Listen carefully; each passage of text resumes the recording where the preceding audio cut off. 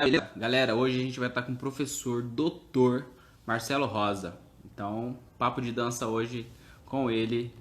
Continua com a gente aí para você acompanhar. Boa noite! Boa noite! E aí, meu Como lindo? você está? Tô bem, Tudo certo? tudo certo. Que ótimo! Marcelo, vou te explicar mais ou menos. Não sei se você acompanhou alguma outra live. Deixa eu só arrumar aqui que tá meio caindo. Como que funciona, né? Como que eu tô fazendo? Eu tô fazendo um bate-papo bem tranquilo com as pessoas que eu gosto bastante, que eu quero conhecer um pouquinho mais, né? E eu costumo fazer normalmente umas duas lives. Uma que eu faço um roteirinho aqui, que é uma conversa sobre algumas curiosidades pessoais e querer saber um pouco mais sobre você. E uma segunda live aí que a galera começa a interagir, começa a fazer umas curiosidades delas, né? E aí o bate-papo ele vai fluindo e aí a gente vai trocando uma ideia. Tranquilo? Combinado, combinado. E como que tá? Como que tá essa quarta-feira aí? Lotada. Hoje dei aula de manhã, participei de reunião de estágio e aí à tarde fiquei corrigindo avaliações, fiz aquela caminhada do dia, que tem que caminhar, senão vira uma bola, né? Já é quase isso, já é. Então, aí, enfim, foi um dia bem puxado. Tá sendo, Então, né? para você tá funcionando praticamente normal, né? Uma das coisas que a gente vai conversar daqui a pouco é sobre esse momento que a gente está vivendo, né? Para mim, eu continuo com as minhas atividades profissionais e acredito que estou trabalhando mais do que se eu estivesse no presencial, na verdade. Eu sinto que eu estou o tempo inteiro trabalhando. Ah, te entendo, te entendo. Deixa eu mandar só um beijo pra galera que tá aí, ó. Tá. O Ariel que tá aí, Ana Carol tá aí, a Ingrid, o Pedro, a Carla, Amabile, desculpa se eu falei errado, e a Selma. Galera que tá aí, quiser fazer uma pergunta aí, a gente vai estar abrindo segunda live para fazer perguntas, mas quem quiser estar fazendo perguntas, eu vou estar anotando aqui, aí dependendo da conversa, a gente consegue colocar a tua pergunta no meio da conversa. Marcelo, me conta um pouquinho sobre você, me conta como a dança chegou na sua vida, né? E como a dança de salão chegou na sua vida. Conta um pouquinho da sua história pra gente, pra galera que tá aí acompanhando a gente. Tá. Vamos por partes, então. A primeira é para falar um pouquinho sobre mim, no geral, assim. Isso! Fala um pouquinho sobre você, como que a dança chegou para você, como que você teve o primeiro contato com a dança e como que chegou a dança de salão, né? Tá.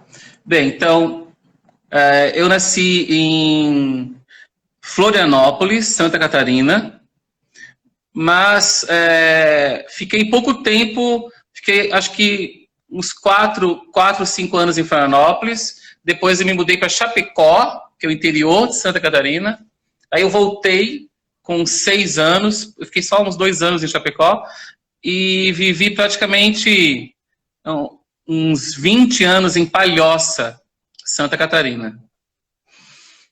E quando eu entrei, eu entrei no vestibular, lá na Universidade Federal de Santa Catarina, para Química. Tem um pouquinho de loucura aqui nesse corpício. E eu gostava muito de Química. E eu tinha que fazer uma disciplina de Educação Física. Era obrigatório fazer uma disciplina. E eu fiz voleibol, eu adorava voleibol. Inclusive, eu gosto muito de voleibol. Jogo bem melhor do que o Juliano, que acabou de entrar aqui agora, inclusive. Joguei muito contra ele lá aqui no curso de Educação Física e ganhei todas. Eita! Tô sentindo uma rivalidade aí, hein? Já quero polêmica! Ai, olha, falou que eu sou mentirosa. Tá revoltoso aí, ó. E eu me apaixonei. Química com dança, isso mesmo. Eu me apaixonei pela educação física, pela forma como o professor dava aula, e eu achei aquilo tudo incrível. E o que eu decidi? Trocar de curso. Abriu a possibilidade de eu trocar de curso dentro da própria universidade. E eu participei e consegui trocar. E eu fui, então, fazer educação física. Lá, por tantas, eu já estava no segundo ano do curso, eu tinha um amigo que dava aula de dança de salão, assim como eu tenho um projeto aqui dentro da universidade, tinha um aluno que dava aula de educação física, e ele chegou para mim assim, Marcelo, eu estou precisando de homem para dançar. Eu falei, eu posso até dançar, mas homem, já não te garanto. E aí ele me convidou, ele falou, olha, você não precisa nem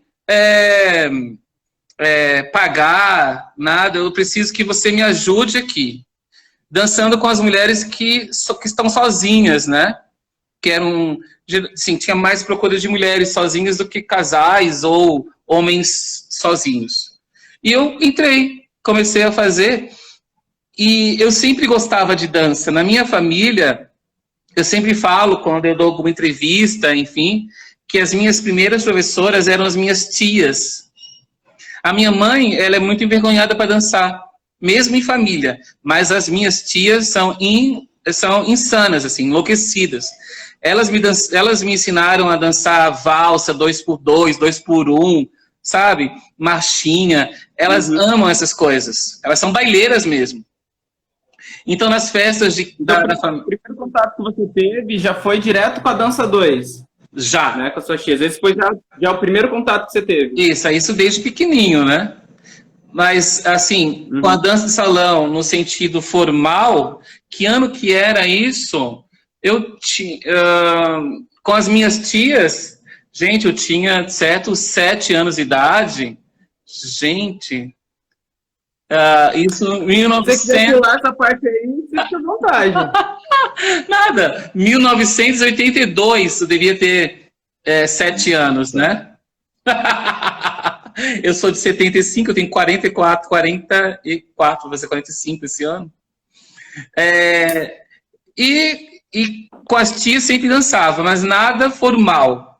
E esse meu colega convidou, que é o Ronaldo, para eu dar aula na universidade. Eu falei, olha, eu fazer aula. E eu achei legal, interessante, enfim, entrei.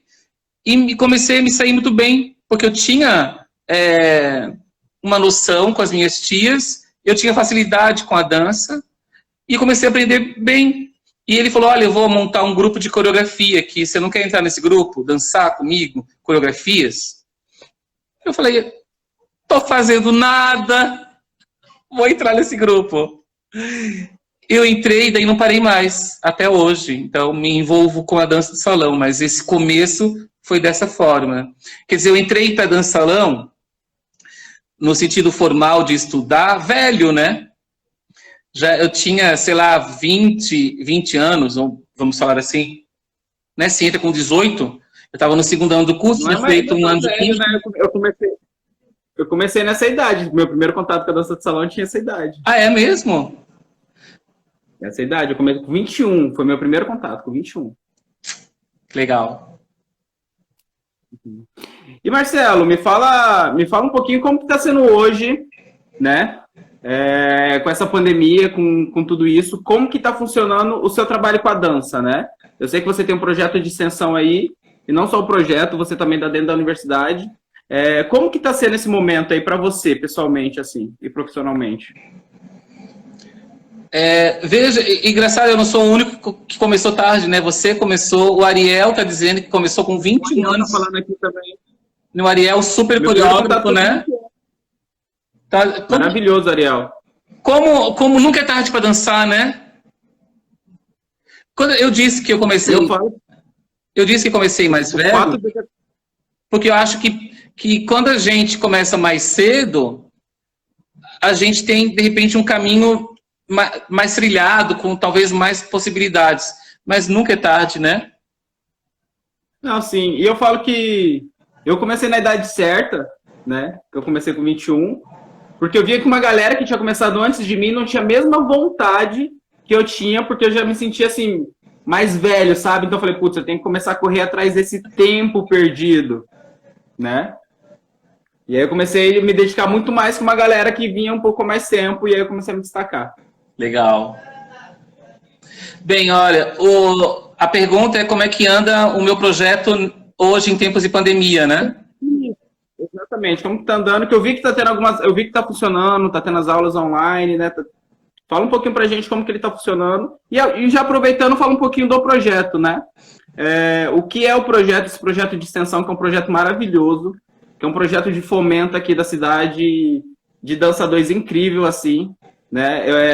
Eu falo que um dos divisores da dança de salão aqui na cidade é esse projeto, né? Eu acho que a gente ganhou muito com ele.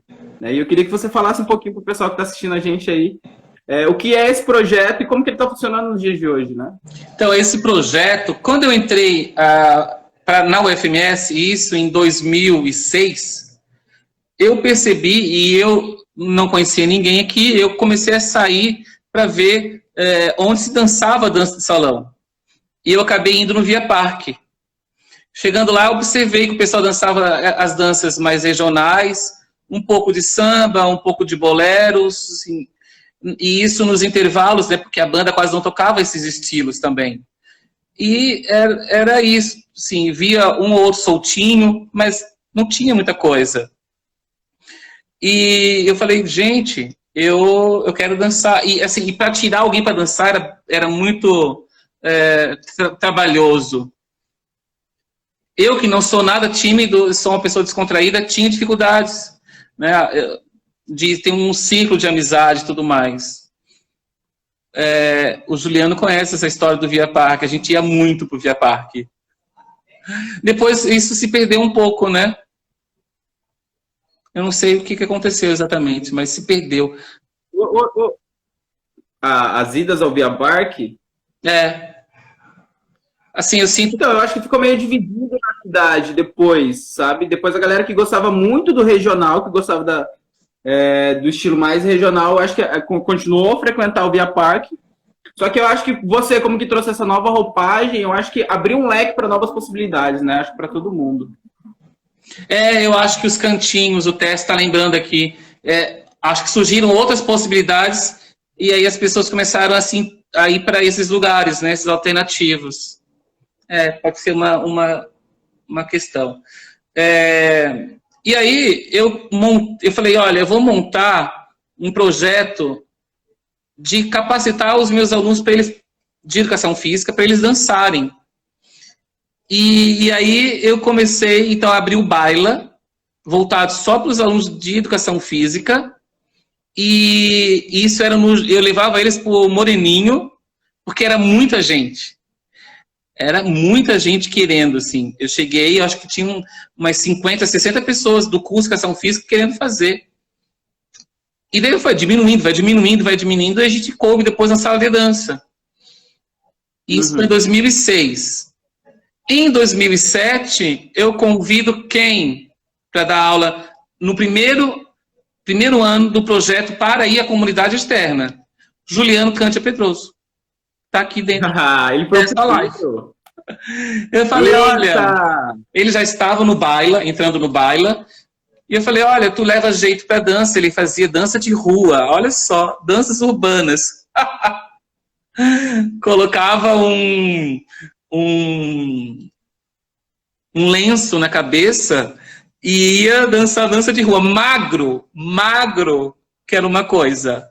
Eu já vi umas fotos, Era. Se ele já é magro hoje, mais magro ainda ele era. E eu convidei também a Janaína, uma bailarina de danças gaúchas. Ela tem um vínculo muito forte com o CTG, até hoje. E esses dois começaram, então, a ter uma capacitação comigo mais metodológica e também de dança, porque às vezes eu ensinava o passo para eles de tarde, para eles dar aula à noite do mesmo passo.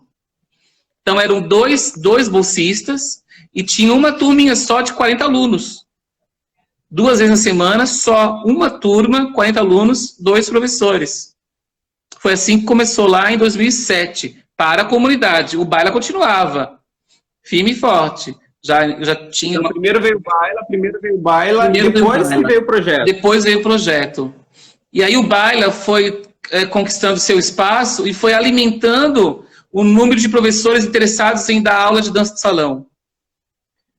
E daí aí a segunda professora já está aí também nessa live, Nayade. E aí vai, e não parou. Tem várias pessoas que começaram a entrar como professores comigo e se formar dentro do projeto, né? Hoje, o projeto conta com 14 professores bolsistas que recebem um auxílio, infelizmente, de só R$400, né, mensal, que é um valor estipulado pelo governo, tá? Mas eu tenho hoje 3 alunos bolsistas, desculpa, 3 professores voluntários, também tenho isso, né? Então porque estão vinculados com outras bolsas, por exemplo. Então nós temos hoje esse número bem alto de professores, temos 9 turmas de dança de salão hoje. Nossa. Bastante. E essas... Hoje, a média de público que vocês atendem semestralmente ali, vocês têm um número? Porque eu sei que é um número bem grande, né? Olha... As pessoas que se inscrevem todos os semestres, todos os anos. Como que funciona o projeto, a galera que quiser entrar? É por semestre, né? Eu acredito que nesse primeiro semestre a gente deve ter tido, no início, antes da pandemia, né? Uns 350 alunos, 400 por aí. E uma lista de espera de 100 e poucos querendo entrar, porque a maioria quer entrar no nível iniciante, né? Então tem uma enorme procura por nível iniciante de 6 turmas, 5 turmas, e vai diminuindo o número de turmas para o nível 2, 3 e 4, por exemplo, né? A gente tem hoje 2 níveis 2, 1, 3, e o 4 não vingou. E aí temos...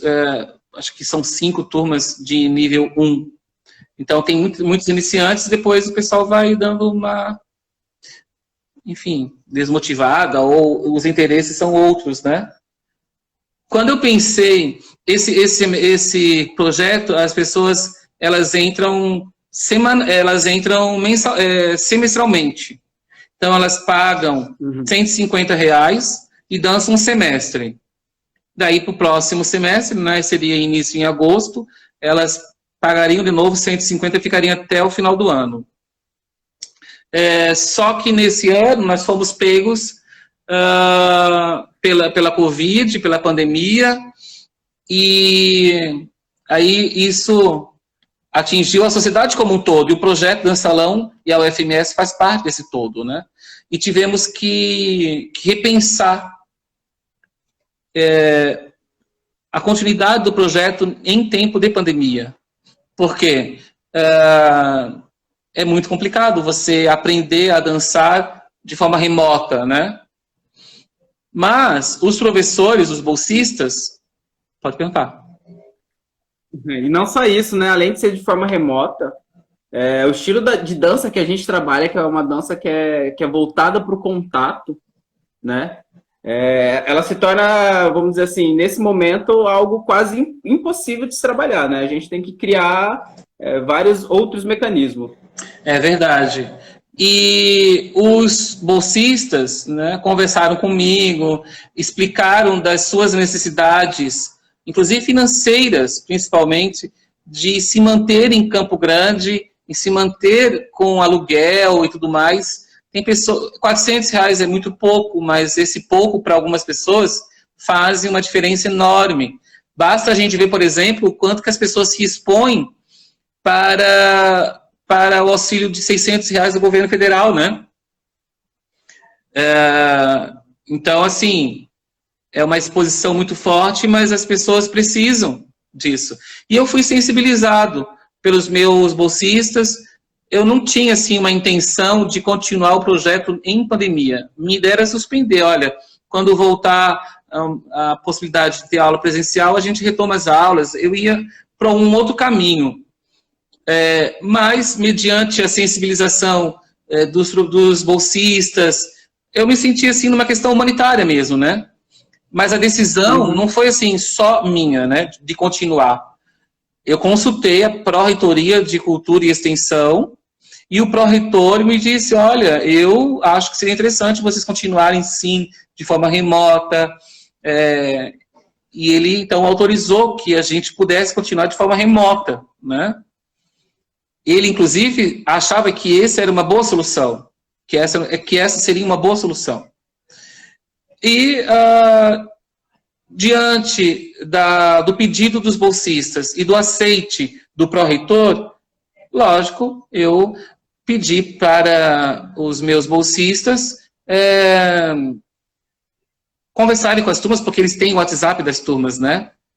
E conversarem com os alunos da continuidade, onde eles iriam estar colocando um vídeo semanal, né? 2 vídeos, depende do passo, né? Por semana, dos conteúdos. Nós iríamos seguir o nosso planejamento semestral da forma como ele já estava pensado, né? As aulas, a sequência dos conteúdos. E só que é uma nova metodologia, um novo jeito de dar aula. O tempo do vídeo, o tempo de correção, o tempo de relação, ele é totalmente diferenciado, né? E o que eu fiz? Então, E nesse tempo eu também tive uma cirurgia. Eu tive um acidente, enfim, com a minha perna, e aí isso tudo foi dificultoso para mim também.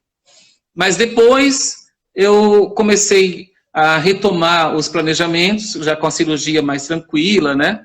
E comecei a fazer as correções dos vídeos. Então, eles primeiro passam um vídeo para mim, eu faço a correção principalmente de 2 elementos, né? O elemento metodológico e o elemento de conteúdo. Então, método, que é forma, e conteúdo, né? E eu faço uma reunião pelo Google Meet. O nosso planejamento lá, de forma presencial, era semanal. E aqui a gente está fazendo a cada 15 dias, a cada 20 dias, por aí, um planejamento. Onde eu primeiro faço uma avaliação dos vídeos. A gente faz umas trocas, cada um fala, expõe as suas dúvidas, seus comentários, as suas frustrações. E assim está sendo. Eles estão tendo esse feedback meu. E eles e elas, né, lógico, repensam os seus vídeos, suas aulas, e fazem novos vídeos, e aí eu já corrijo de novo, e assim está indo, né? Além disso, os professores porque a gente tem papéis diferentes ali dentro do projeto, né? Tem quem é professor, aquele que está querendo iniciar, a gente chama de monitor, né? Então, esse monitor, inclusive, ele é fundamental no sentido de acompanhar as dúvidas mais, assim, individualizadas dos alunos, né? Então, os próprios monitores, bolsistas, eles se colocam à disposição para tirar dúvidas de todos os passos e que os alunos possam ter de ritmicidade, condução, enfim. Então, tem esse atendimento personalizado, que pode ser por videochamada, o aluno pode se filmar dançando, o professor analisa. Bacana. Mas a nossa ideia, inclusive, já conversei... Bom de você ter esses, tanto os professores como os monitores, é que você consegue ter esse atendimento mais profundo, né? Porque eu tenho uma equipe muito grande, né? Exatamente. A equipe faz uma grande diferença agora. É verdade. E eu tenho muito orgulho da minha equipe, sabe? A minha equipe é muito qualificada. Sim, tem erros, eu também erro, né? Então, o erro faz parte, a gente erra para aprender, né? Cai para levantar. Então, é importante, inclusive, esses erros, esses tombos que a vida nos dá, para a gente aprender com eles, né? Mas eu conversei já com os professores e a minha ideia é de não continuar à distância. Não abriremos para o segundo semestre novas inscrições, se for para ter aula à distância. Entendi. Eu acho que foi necessário, os alunos já estavam em aula, né? Eles já tinham iniciado as aulas, e a gente foi pego, assim como todo mundo, de surpresa. E aí, mediante esse cenário, aconteceu nesse primeiro semestre. Mas para o segundo, a ideia é não continuarmos, tá? a não ser que seja de uma forma presencial, o que o mesmo pró-reitor vê como uma possibilidade da gente estar fazendo essa volta. Sério? Sim, ele vê. Ele tem algumas ideias, ele já me passou, eu estou pensando e vou conversar melhor com os meus professores, né, com os bolsistas. A gente ainda não tem nada decidido, né? Não, mas bacana. E deixa eu te perguntar, e a aceitação dos alunos? Como que você viu essa aceitação dos alunos? Eles conseguiram acompanhar? Eu sei que deve ter tido muitas perdas, que muita gente acaba parando, né? Mas como que foi a aceitação dos alunos quanto a essa nova forma, essa mudança que vocês propuseram? Os alunos, o que eu percebo é que, mesmo no presencial, sabe, Marquinhos, as pessoas desistem ao longo do projeto. Então, eu sinto que as pessoas desistem. Por N motivos, como, por exemplo, a própria complexidade da dança. Ou as provas, os trabalhos da universidade, porque um grande percentual do nosso público são os próprios alunos da UFMS. Então, dependendo do avanço do semestre e das notas, exatamente, sim. Eles vão priorizando isso e vão deixando alguma coisa, como, por exemplo, a dança, né? Mas o que eu tenho conversado com os meus professores é que eles estão sentindo que os alunos não têm aquele envolvimento com a aula. Poucos procuram os professores para sanar dúvidas individualizadas. Enfim, a gente não tem exatamente esse controle de quem, por exemplo, está assistindo os vídeos. A gente consegue ver a visualização do vídeo, mas a gente não consegue dizer se essas pessoas estão, por exemplo, fazendo aquela videoaula. E se estão fazendo, se estão efetivamente aprendendo, né? Então, isso tudo são desafios que, nesse primeiro momento, eu nem consegui conversar com os professores muito sobre isso. Por quê? Porque eu estava mais preocupado em corrigir, em discutir, debater a forma de dar aula por vídeo, que é um tempo diferente, que eles não estavam acostumados, e eles apresentaram uma série de dificuldades, e a questão do conteúdo também, técnico, né? Porque tem gente que está iniciando pela primeira vez de dar aula, inclusive questões técnicas.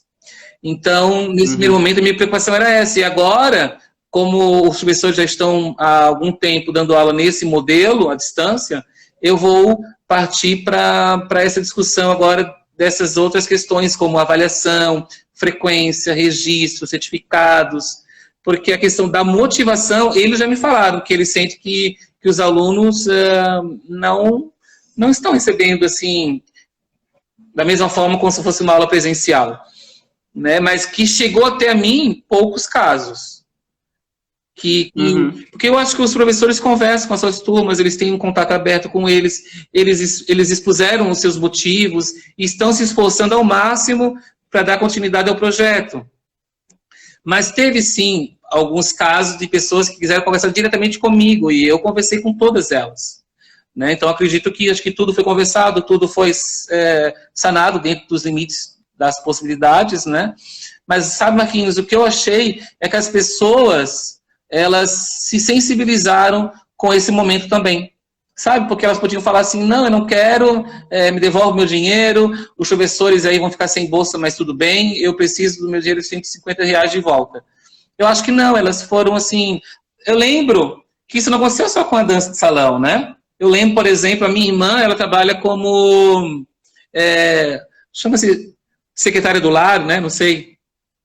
A gente chama de doméstica, né? Mas, enfim, não sei o termo mais correto. E ela ficou um tempo sem trabalhar, mas ela recebeu. Né? Eu sei que tem diaristas, pessoas que eram fisioterapeutas, enfim, essas profissões, tipo cabeleireira, né? Salão de beleza, que os clientes, assim, assíduos, pagavam, continuavam pagando.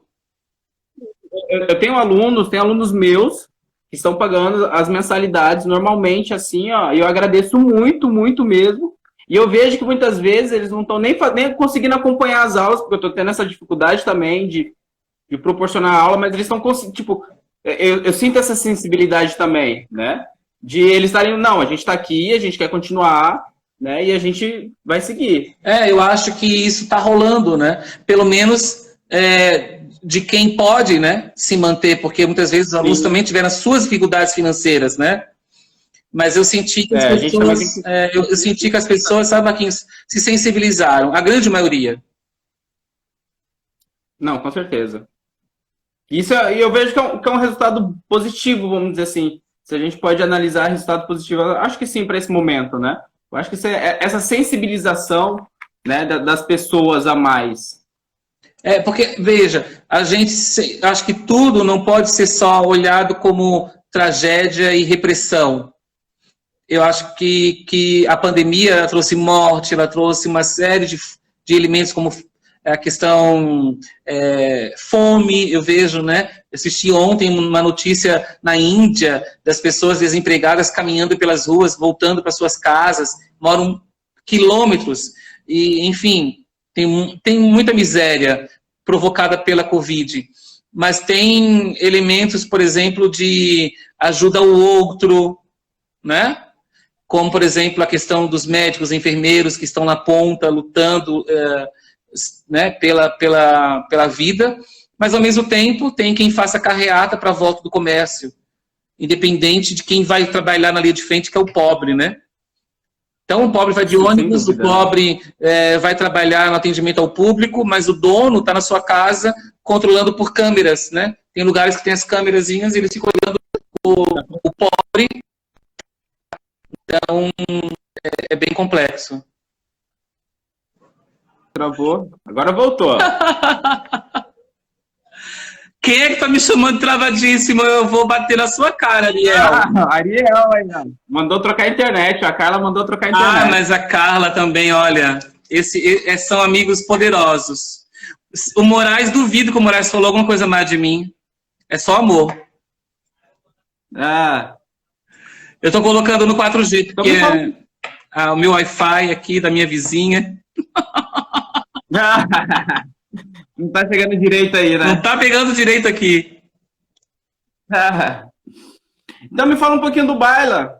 Foi o primeiro grupo de dança 2, né, de dança de salão, assim, que teve esse pensamento, assim, mais voltado pro palco? Olha, eu acho que de grupos, né, de uma companhia, de um grupo, enfim, seria um dos primeiros. Mas eu não posso afirmar que é o primeiro, porque antes eu sei que tinha, lógico, dança de salão aqui. Sidney Brito, por exemplo, né, o Cláudio, são professores, assim, né, com uma influência bem grande aqui dentro da cidade, né? Não, sim, com certeza. É porque o que eu falo, assim, é uma dança que seja pensada para o palco. Mas eles dançavam no palco também. Eles dançavam, o André, o André, um professor de dança de salão aqui da cidade, vocês conhecem ele, o André Esperidião, um professor de salsa, inclusive, ele fez um trabalho dele de conclusão de curso sobre a história da dança de salão de Campo Grande. Entendi. E eu, inclusive, já fiz, do Glaucio, mostras de dança de salão. E eu ia chamar primeira mostra de dança de salão de Campo Grande. E ele falou, não, teve outras. Não bota a primeira, já teve outras. Então, mas, Fátima, o Ivan, ele chegou na cidade depois de mim. Assim, com o grupo. A cia dele veio depois da minha, isso eu tenho certeza. Agora, ele já dançava também sozinho, com a Dani. Porque a primeira vez que eu dancei com um grupo foi no museu, em cima do museu, lá no final do Afonso Pena, museu da OCDB. Sabe? Do museu... Sei. Isso. Lá no Altos. Lá no Altos. E foi uma coreografia de salsa. E o Ivan dançou com a Dani.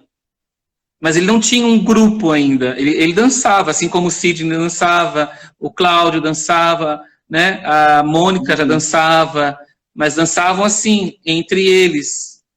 Museu Dom Bosco, isso mesmo, Ju. Olha, a Cássia arrasou. Museu das Culturas Dom Bosco. Ah, Expo das Olha Artes, só. né? E como surgiu o Baila? Como surgiu o Baila? Então, como eu falei, o baile surgiu em 2006, assim que eu cheguei aqui. Eu queria ensinar alguém a E aí, dançar. Era uma ideia de ensinar a dançar, não era nem palco, assim. Era ensinar a dançar e fazer coreografias e começar a agitar isso. Depois que foi criando mais uma questão cênica mesmo, de ir para palco, de pensar coreografias, de participar, de sair do estado, ou de circular o estado com coreografias, montar um espetáculo. Isso foi criando essas necessidades, essas experiências com o tempo, né? E eu permiti, assim, permiti, porque no começo a pretensão era menor, mas depois foi ganhando uma outra dimensão, assim. Mas foi em 2006 que o Baila começou. E aí dentro disso teve alguns espetáculos, né? Sim. Qual que é o espetáculo mais marcante, assim, que você considera? Eu considero... Bem, a gente não teve tantos espetáculos, né? Porque o Baila, ele não é uma CIA, não é uma companhia profissional. Nunca foi e, para mim, nunca será. A minha pretensão é ensaiar uma vez por semana, sábado à tarde. Olha, que companhia profissional que ensaia uma vez por semana. Né? Então, assim, é meio que essa ideia de possibilitar experiências para esses acadêmicos, para essas pessoas, mulheres e homens, sabe? De uma dança, de uma experiência, enfim. Ela não tem pretensões maiores. Mas a gente teve, então, poucos espetáculos, porque a minha ideia é de usar, principalmente, coreografias para dançar em eventos, em situações dentro da universidade ou fora dela. Mas também tivemos, como demanda do próprio grupo, ter espetáculos. Então a gente teve o El que Tem Pra Hoje, que foi o primeiro. Depois teve Velado, que é o que o pessoal está comentando aí, né? Tem uma galera falando do Velado aí. Porque no que El que Tem Pra Sempre, era isso. A gente pegou as coreografias que o baile estava dançando, juntamos num espetáculo, como colocamos a Lidiane e a Carol para fazer um teatrinho, assim, dar uma enroladinha, tentar encaixar alguma coisa ali, umas falas, e era um espetáculo. Mas o Velado, não. O Velado ele já teve um conceito. Então, talvez o Velado seja realmente o espetáculo que mais marcou o Baila, porque tinha uma ideia de trabalhar duas coisas, principalmente. A primeira era a trilha sonora toda do Ney Matogrosso, que é o artista que eu, assim, identifico melhor, sabe? Então, tinha que ser o Ney. Tinha que ser as obras do Ney.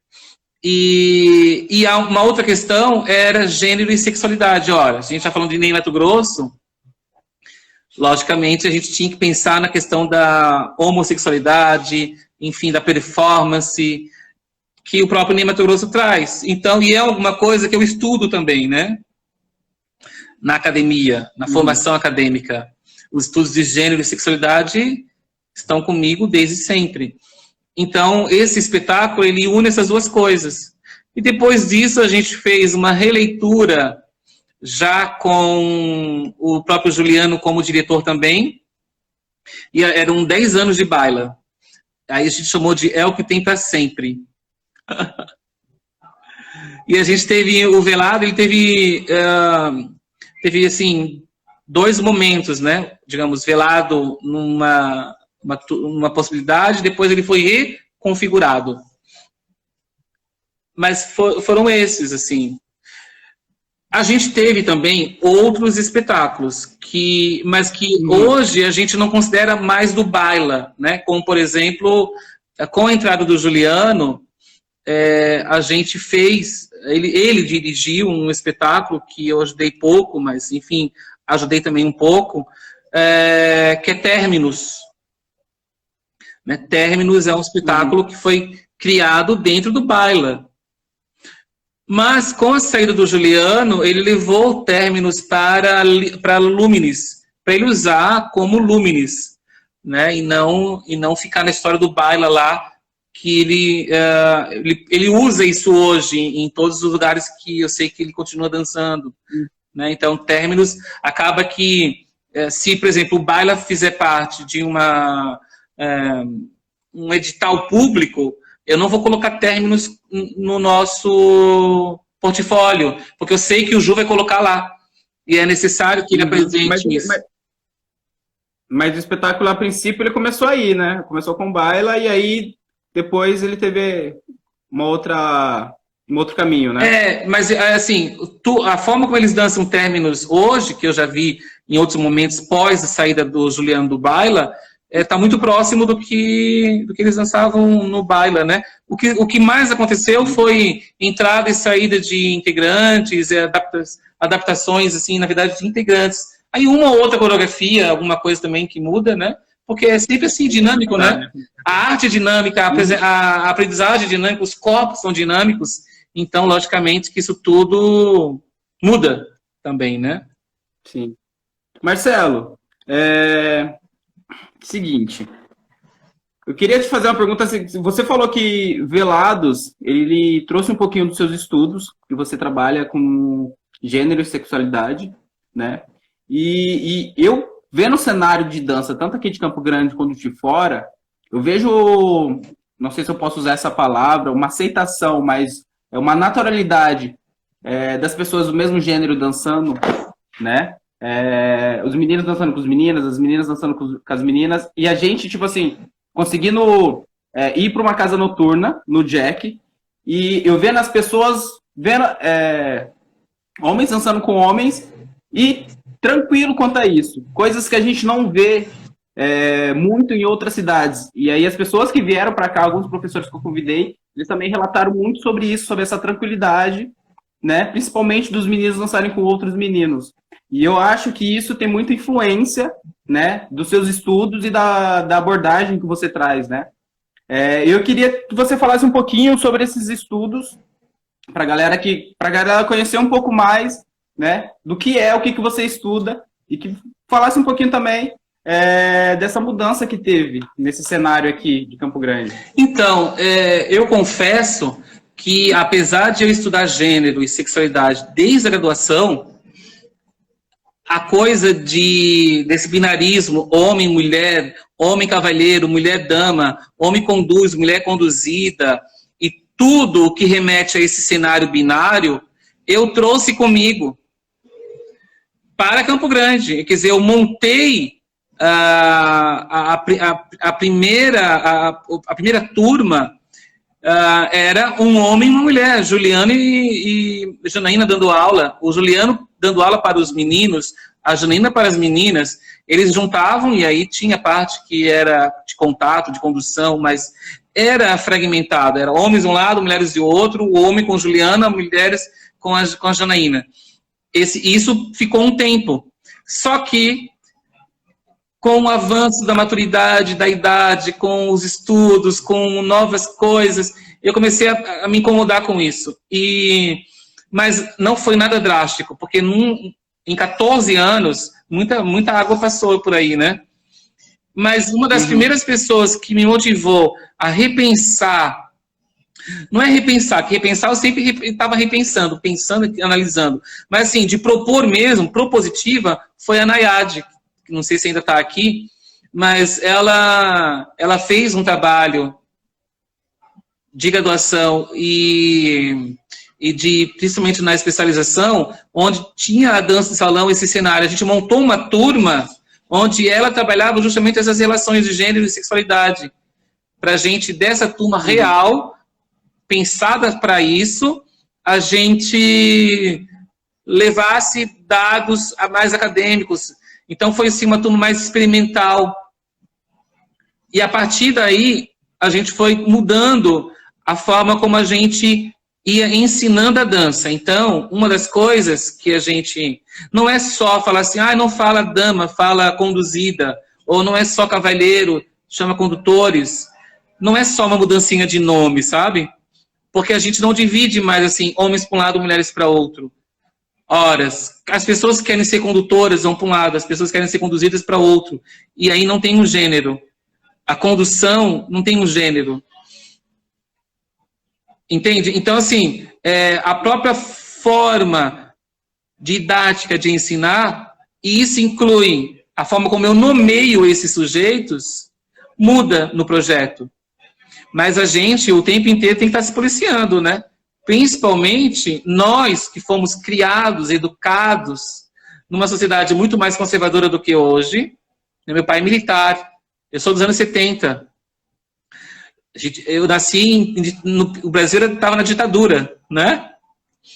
Então, é diferente dessa gurizada que nasceu nos anos 2000 para frente, né? E que está lá comigo aí, ó, fazendo aula, entrando no projeto, sendo professora. É diferente, o ritmo é diferente, o tempo é diferente dessas relações, né? Mas eles acertam muito mais do que eu. Às vezes eu ainda caio falando uma besteirinha ou outra, ou, enfim, caindo nesses binarismos. Mas é alguma coisa que hoje está muito forte no projeto.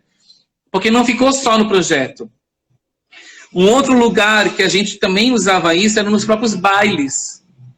Nos nossos bailes. A gente usa, principalmente a do FEMES. Os bailes da do FEMES. E nesses... Saudades da do FEMES. Saudades. Inclusive, na do FEMES, nesse baile, eu percebia que a galera começava a dançar. Como na sala de aula podia, por que no baile não podia? E começamos a dançar assim, juntos, nos bailes. As pessoas tiravam a gente para dançar, os homens com homem, mulher com mulher, mulher conduzindo o homem, 3, 4 pessoas dançando juntas, todas ao mesmo tempo. Olha... E começaram a dançar nesse baile. Só que as pessoas começaram a frequentar outros espaços na cidade. Eu lembro de um, que na Afonso Pena, que a gente dançava, tu lembra? Do Missa? Do Missa. E olha, a gente estava no Missa, um bar classe média, né? Não é um lugar para a classe pobre, né? Era um lugar assim mais elitizado, e a gente se jogava, dançava junto também, homem com homem, mulher conduzindo homem. E eu acho que é isso, né? Começou a ganhar outra dimensão. E os professores e as professoras formadas no projeto Dança Salão começaram a abrir suas academias, seus espaços, começaram a dar aula também nessa nova possibilidade, nessa nova roupagem. No Barbacoa também a gente dançava muito lá.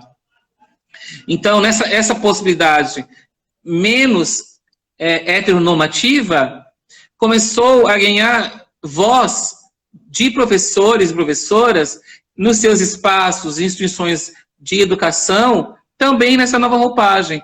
E aí ganha voz, multiplicou. Né? Hoje, eu tenho uma pesquisa cadastrada na Universidade Federal, onde eu quero discutir justamente esses sujeitos que eu estou chamando de pluridançantes. Pessoas que não dançam só numa perspectiva heteronormativa, mas elas invertem isso. O homem que é conduzido e a mulher que é condutora. A gente quer entender como é que essa pessoa se constituiu enquanto esse sujeito que rompe essas normas da dança de salão. Então, quem tiver em maior interesse, pode entrar em contato comigo pelo Instagram, tá aí, que assim que voltar ao presencial... Já anota meu nomezinho aí. Então, é isso que a gente tem pesquisado agora nessa área, é isso. Cara, e parabéns, eu acho que a partir disso, não sei se eu posso dizer que afetou, mas mudou completamente a forma de se pensar a dança na cidade. Né? Hoje a gente pensa a dança completamente diferente, e justamente por causa disso, né? Eu acho que esse pensamento da Universidade Federal, onde tem esse campo, que eu posso dizer assim, desse número de pessoas que vocês conseguem atingir, né, fez com que mudasse completamente o cenário e a forma da galera dançar, né, enxergar a dança que muitas vezes a gente não vê isso lá fora, né? A gente ainda vê as pessoas lá fora ainda com preconceitos, assim, bem grandes, assim, tipo, se eu chamar sei lá, eu e Juliana, a gente for em uma balada lá fora e a gente for dançar junto, é bem provável que alguém queira separar a gente ou qualquer coisa desse tipo, né? A gente ainda vê muitas dessas coisas hoje. O que eu acho legal é quando os heterossexuais rompem com essa norma. Porque, eu não estou falando que para os gays é mais fácil, não é isso. Mas eu acho que quando o heterossexual rompe com essa norma, o olhar da sociedade sexista, preconceituosa, conservadora, ela, pelo menos ela repensa um pouco. Putz, mas como assim? Aquela pessoa não é gay, ela não é uma lésbica, e ela está dançando com outro homem, o que está acontecendo, então? O efeito é maior, me parece, sabe? Então, eu acho muito interessante quando eu vejo os heterossexuais dançando, rompendo com essa norma. Não que eu também acho interessante quando os gays fazem isso, tá? Mas quando o hétero faz isso, parece que tem uma repercussão na sociedade maior. E os héteros estão se permitindo fazer isso. E eu acho isso incrível. Uma pergunta com uma curiosidade que eu tenho. Você falou que você é filho de militar, eu também sou filho de militar, né? E aí, como homem dentro da dança, né? Eu sofri vários tipos de preconceito, eu sei que existe muito isso. Eu queria saber como foi para você e para sua família, principalmente para minha família, a aceitação, que eu fosse trabalhar com dança, mesmo que fosse uma dança de salão, onde a gente ainda tem aquela característica, tipo, o homem, né, que vai conduzir, que tem esse papel ainda, e a mulher que tem essa subjetividade, vamos dizer assim, né? Ainda foi muito difícil para minha família entender. E eu queria saber para você como que foi para sua família essa aceitação sua dentro da dança. Ela foi mais tranquila, Marcos, então. Porque, na verdade, a minha relação com a minha família, quando eu estava no segundo ano do curso de Educação Física, não sei se alguém conhece Florianópolis e o trânsito de Florianópolis. A realidade lá é extremamente complicada. Então, eu levava 2 horas, por exemplo, para chegar na universidade e depois para voltar mais 2 horas. E só para ir para voltar. Então, praticamente, eu saía de casa, sei lá, 5 da manhã, 5h30, e chegava em casa 11 da noite, porque daí ia para a universidade, depois ia trabalhar, dava aula. Então, quando eu comecei a dançar, a relação que eu tinha com a minha família praticamente era só no sábado e domingo. E ainda no sábado e domingo, aquela coisa de, com 18, 19, 20 anos, você dorme mais e você sai na balada na sexta-feira, né? No sábado à noite, né? Tem disposição. Então, hoje já quase não aguento mais fazer isso. Agora eu não aguento, não. Mas eu saía, tipo, sexta, sábado, às vezes domingo. Então, assim, realmente, meu convívio com a minha família, quando eu estava entrando no universo da dança, era bem pouco. Era praticamente dormia, eu nem via, eu chegava em casa e estava dormindo já. Então, e aí quando eu me formei, eu já logo saí de casa. Na verdade, assim, eles não acompanharam muito a minha trajetória de dança. Uhum. E depois eu logo saí de Florianópolis para morar em Londrina. Logo de Londrina vim para Campo Grande. E eles não acompanharam essa trajetória, assim. Então, eles quase, por exemplo, não viram os meus espetáculos, minhas coreografias, eles não assistiram. Só online, só por vídeos, assim. Acham tudo bonito, acham legal, mas não teve esse contato, sabe, presencial, que talvez faria uma diferença, né? Uhum. Entendi. Porque eu tive da minha família, assim, não uma rejeição, vamos dizer assim, né? Mas, tipo assim, você quer fazer isso? Então, tipo, faz, se vira aí, né? Que se eu tivesse optado por ser outras coisas, talvez eles teriam me dado um respaldo maior, né? Aham. E outra coisa que eu queria te falar, já que você falou, já começou a falar de educação física também, qual que é a importância que você acha dentro da educação física se trabalhar com dança, né? Que a gente vê que tem muitos profissionais que ainda têm dificuldade de trabalhar com dança dentro da educação física. E aí você, trouxe esse projeto para dentro do curso de Educação Física, que é um projeto maravilhoso. E como é? Olha,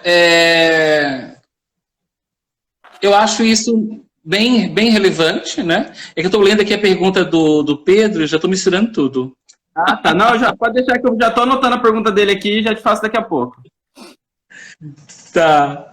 Mas retoma essa pergunta, então. A importância que você acha da dança dentro do curso de Educação Física, né? Porque a gente vê a dança, muitas pessoas não achando importante a parte acadêmica, a parte de se graduar em algum curso, né? E aí outras pessoas já acham muito importante você ter essa graduação, né? E ainda dentro do curso de Educação Física, que eu vejo que tem muitos profissionais ainda que têm dificuldades de se trabalhar com dança dentro das aulas de Educação Física, né? E eu queria te perguntar qual que é a importância que você acha disso, né? Você que trabalha dentro de uma universidade com projeto de dança. Então, o meu concurso que eu fiz para entrar na UFMS foi de dança. Eu sou concursado em dança. Na Educação Física, o meu concurso era dança. Então, logicamente, que a minha relação com a dança na Educação Física ela é enorme. E de cara já comecei a fazer os projetos como o Baila, que era de ensino e extensão, dança de salão, projetos de pesquisa, que eu inclusive tenho até hoje. Então a relação ela é enorme. Fora isso, no curso de Educação Física, na UFMS, nós temos a disciplina de dança, né? E temos, inclusive, também optativas, que são obrigatórias para os alunos. Eu vejo que alguns têm resistência, sim, sabe? Porque pensa, a pessoa entrou ali porque ela é atleta de esporte, porque ela gosta de musculação, enfim, mas não porque ela quer ser um professor que trabalhe com dança. Muitos poucos entraram pela dança. Inclusive, os que não entraram pela dança, e alguns outros estão pela dança, justamente pela forma como eu trabalho dentro do curso. Né? Eles entram no curso e já conhecem o projeto Dança Salão, já sabem que tem avaliação prática na disciplina de dança. Aterroriza alguns, né? Meu Deus, tem que dançar, eu tenho prova disso. Sim, tem mesmo. Se você entrar nos meus projetos, tu vai ter maior chance de não reprovar. E você faz... eu conheci alguns dos seus alunos, né? Infelizmente, não fui um aluno seu, mas eu conheci alguns dos seus alunos onde eles falaram que você fazia eles se apresentarem, que tinha uma parte que eles tinham que fazer uma coreografia, que era parte de um espetáculo, e aí eles subiam ao palco e tinham que fazer aquela apresentação que valeria nota, né? Sim. Então, assim, eu vejo a dança é uma expressão corporal. Não tem como eu só avaliar uma disciplina de dança dentro da universidade só de forma teórica. Passa, sim, por questões práticas. Então, desde 2006, alunos vêm fazendo aulas comigo e tem atuado, eu sinto que nas escolas, onde tem as aulas de educação física, muitos já estão atuando com dança nas aulas de educação física. Inclusive, eu tenho alunos meus que dão aula em outras universidades já em Campo Grande, sabe? Ou em outros lugares pelo Brasil. Então, eu sinto que a educação física tem contribuído muito com o universo da dança. Não só de pesquisas, não só de extensão, como de ensino.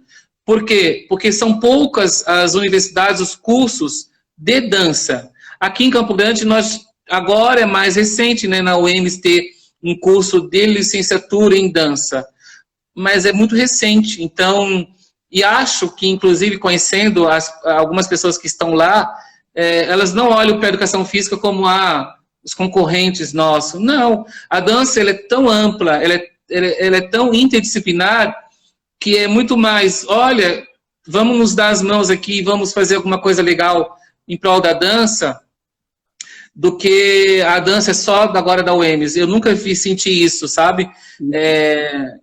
E hoje eu percebo que, por exemplo, nós temos aqui na UFMS o curso de artes, né? Artes visuais. Mas quando esse aluno se forma, ele vai para a escola e vai trabalhar com todas as linguagens, não só com artes visuais. Assim como quem se forma em licenciatura em dança, quando chegar na escola vai ter que trabalhar com outras linguagens, visuais, por exemplo. Então, eu sinto que os próprios alunos de artes visuais também têm procurado a disciplina de dança para ter uma formação mais ampla. Onde não tem o curso de dança, pode ter certeza que tem curso de educação física.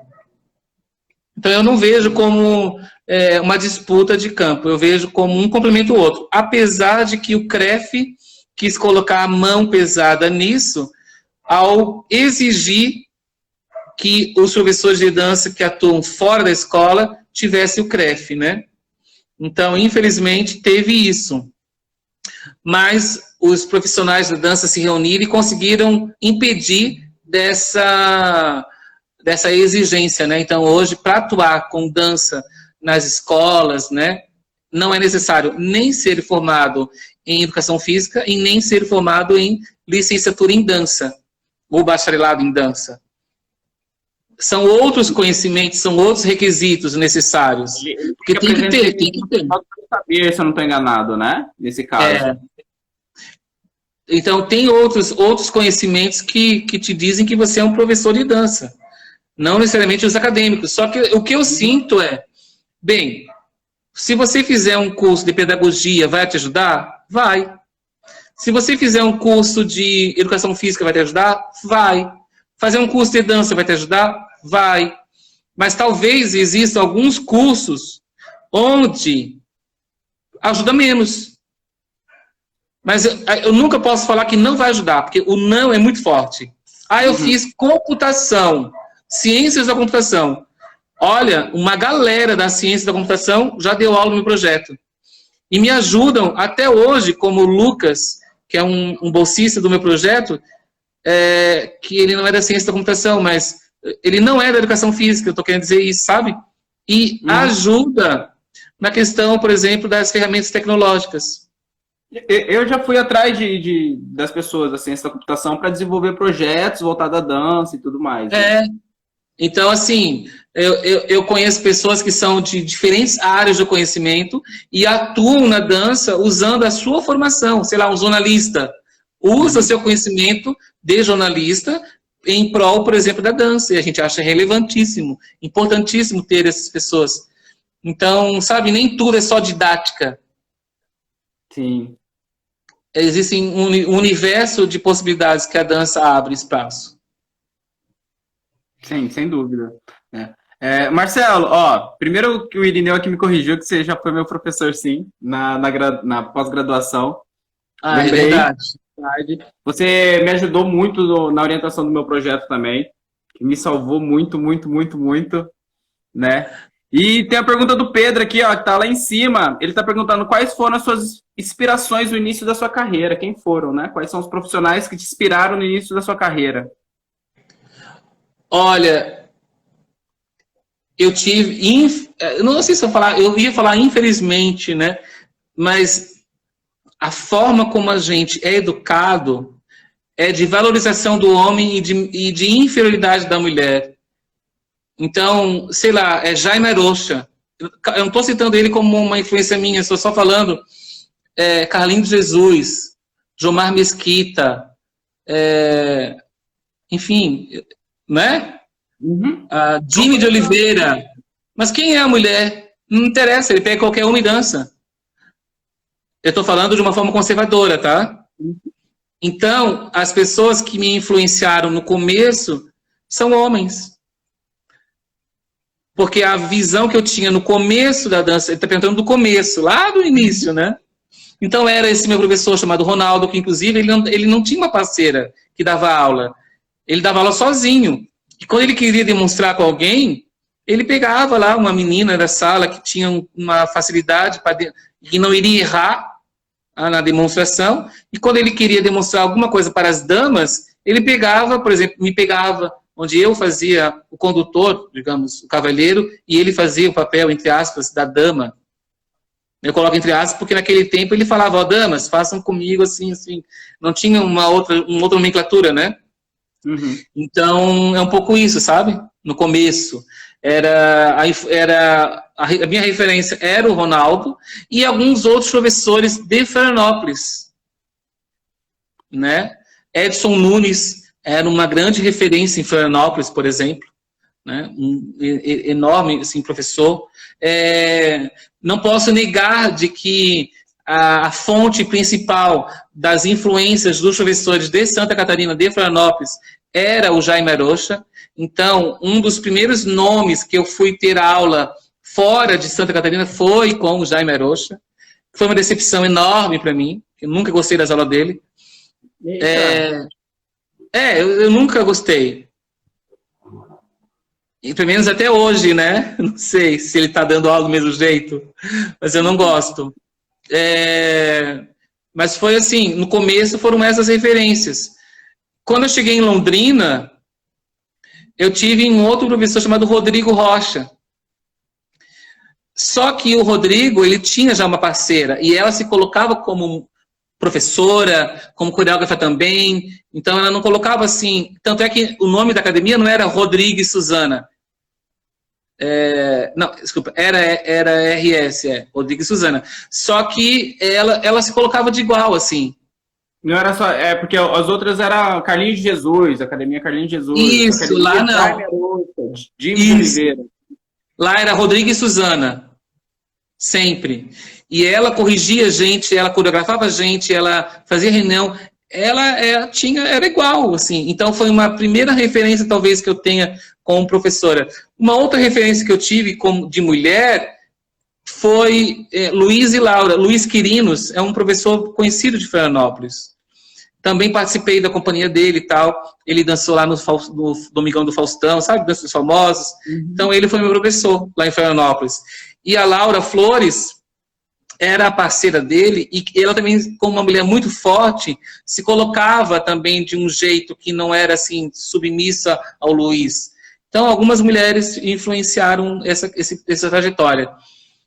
E não posso negar que uma das minhas grandes referências também é o Gilmar Mesquita. No início da minha carreira, principalmente, né?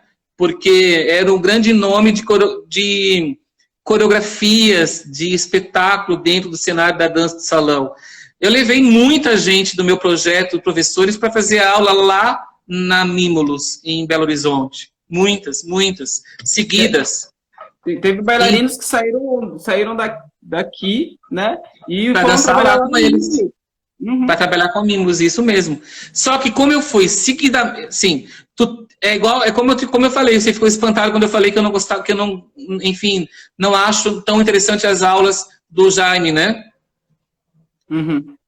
Mas, então, o Jomar, a mesma coisa, assim, a semana da dança do Jomar, que eu acho que tem muita coisa positiva, sabe? Muita coisa interessante. Quando você começa aí, 1 ano, 2 anos, 3 anos, tu começa a perceber algumas coisas que, inclusive, não mudam de um ano para outro e que te fazem repensar algumas coisas, sabe? Mas quando eu tô falando isso, eu não tô dizendo que ninguém tem que ir lá na Mímulos, ninguém tem que fazer aula com o Jaime Arocha, ao contrário. Eu acho que as pessoas têm que fazer as suas críticas, sabe? Eu faria aula. Eu iria para mim, inclusive, não tenho problema nenhum de ir, mas eu tenho algumas críticas, que inclusive eles sabem disso. O Jomar sabe das críticas que eu tenho. Porque essa coisa de fazer a semana da dança permite um contato maior com os participantes do que a gente tem, por exemplo, num curso com o Jomar, que é uma coisa, com o Jaime, né? Que é uma coisa mais rápida. Entendi. Legal. Marcelo, uma coisa aqui que eu queria te perguntar, como que você vê hoje a cena da dança, né? Da dança e da dança de salão aqui na nossa cidade? Como que você enxerga hoje? Tá totalmente... E aí, já aproveitando, né? Você já teve em outros lugares, você falou, você trouxe referências de dança de outros lugares, você viajou bastante conhecendo outras cenas e outros cenários. Eu queria que você fizesse um pouquinho essa comparação, né? Pra galera, que muitas vezes tem muita gente que não sabe como que é esse cenário lá fora, né? Então, você, inclusive, já disse isso hoje aqui. Quando professores de fora de Campo Grande vêm para cá, eles falam, opa, mas que diferente, né? Que os homens dançam com o homem, enfim. Eu também tenho trazido algumas pessoas para cá. Uma pessoa que eu trouxe para cá foi um bailarino que eu tive em Londrina, porque lá eu comecei também, tinha um grupo lá em Londrina que eu dava aula, dentro da Universidade Estadual de Londrina. E eu trouxe ele para cá, um professor hoje que qualificadíssimo, que é Paulo. Acho que, inclusive, ele estava aqui em algum momento nessa live. Ele veio para cá e ele repensa a forma como ele dá aula quando ele vem para cá. Porque essa coisa de chamar dama e cavaleiro, por exemplo, ele fica mais... Ele se vigia, ele se controla para não falar, sabe? Então, eu acho que tem aqui em Campo Grande um avanço, principalmente nas questões metodológicas, sabe? Não é só de gênero e sexualidade. Eu acho que as pessoas estão dando aulas, a criatividade, a não padronização, sabe? Essa coisa de chamar dança 2, que inclusive você abre a live falando, olha, aqui é uma live sobre dança 2. Quando você fala isso, já traz um conceito ampliado que não é de dança de salão. Então, assim, nós estamos utilizando a linguagem da dança de salão ou da dança 2, a mais atual. E isso perpassa também pela forma de ensinar, de falar, de se comportar. Acho que nós estamos, assim, em termos do cenário nacional, muitas vezes à frente, inclusive, de grandes centros, como, por exemplo, o Rio-São Paulo. Você pode chegar no Rio-São Paulo e ainda ver a professora falando assim, homens para um lado, mulheres para o outro, fica repetindo o movimento, o aluno nunca cria nada, faz sequências enormes, onde o aluno só repete, decora. Aqui não, a gente trabalha com improvisação, a gente trabalha com uma N coisas, né? Que muitas vezes lá fora não se trabalha. Eu falo que a gente é tão rico, eu falo que a gente é tão rico aqui nas coisas e muitas vezes a gente fica nessa dependência de que a gente precisa do lado de fora, entendeu? A gente fica esperando, muitas vezes a gente tem coisas aqui, nossa, que são maravilhosas, que a gente pode trabalhar e potencializar, né? Sim, mas, claro, eu acho que o cenário da dança hoje, quando a gente pensava assim, ó, eu quero fazer aula de samba, cara, com quem que eu vou fazer? Vou para fora. Não, aqui em Campo Grande tem pessoas profissionais que já são, digamos assim, especialistas em samba. Né? A gente pensa em forró, tem pessoas especialistas em forró, bachata, tem especialista em bachata, salsa, tango, enfim, bolero. Nós temos pessoas que a gente pode nomear aqui, que são especialistas nisso. Antes, não. Tínhamos um professor generalista, que conhecia um pouquinho de cada coisa e gostava, talvez, de um ou outro estilo. Hoje tem gente aqui que vai para fora fazer curso só de... se eu gosto de salsa, eu vou lá e faço salsa, curso de salsa. E trago para cá os conhecimentos de ponta de salsa. E acabo sendo uma referência. Mas o que eu percebo é que ainda não temos em Campo Grande um especialista que seja referência fora. A gente ainda tem uma visão de que os bons estão em São Paulo, no Rio de Janeiro. Né? Então, eu acho que falta... A gente tem essa síndrome de marginalização, né? Mas eu acho que isso é num cenário como um todo, não é só na dança. Né? Que sempre o de fora, não sei o que Campo Grande, Mato Grosso do Sul tem, essa hipervalorização do de fora, que o de fora sempre vai ser melhor que o nosso. Né? A gente tem essa hipervalorização e muitas vezes a gente... igual eu te falei, assisto aula de profissionais aqui, entendeu? Que lá fora você não tem, entendeu? A gente tem ótimos profissionais aqui, se você levar lá para fora para dar aula, eles se destacam, não é à toa que os profissionais de dança que a gente tem aqui, que saem daqui, eles se destacam em outros lugares, entendeu? A gente vê a Camilinha, a gente vê o Daniel, a gente vê a galera que vai, o Juliano mesmo que estava aí, que foi, voltou também. Uma galera que sai daqui e se destaca lá fora, entendeu? Então a gente tem várias competências. O que eu acho, inclusive o Assis está aqui perguntando, né? Eu acho que tem a ver, não é só com a dança de salão, sabe? A gente não consegue responder essa questão olhando apenas para a dança de salão.